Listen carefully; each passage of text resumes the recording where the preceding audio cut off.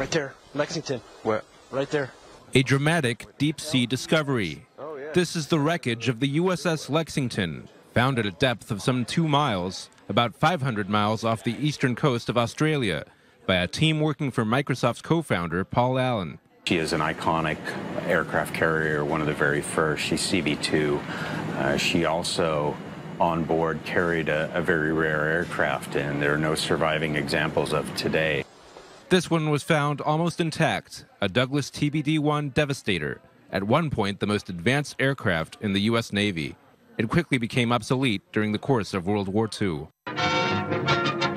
USS Lexington was originally designed as a battle cruiser before being converted into an aircraft carrier. 72 fighting eagles warm up on the flight deck of the Lexington. And one by one, they're off in search of an enemy fleet. She entered service in 1928. It's goodbye for a while to the mothership. And in World War II took part in the famous Battle of the Coral Sea in May 1942.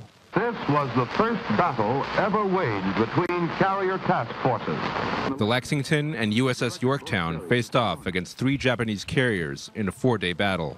On the 8th of May, USS Lexington was crippled by Japanese aircraft bombs and torpedoes. 216 crew members were killed.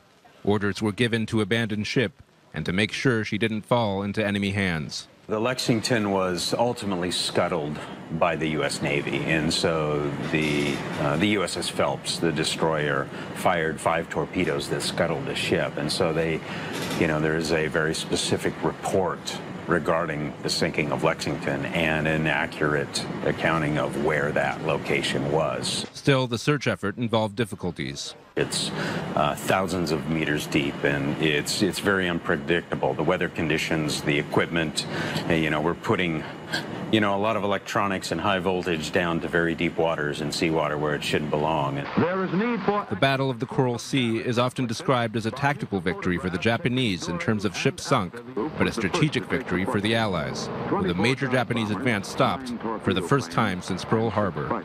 USS Yorktown went on to participate in the victory at Midway, while Lexington was eventually found 76 years later. Shai Ben-Ari, I-24 News.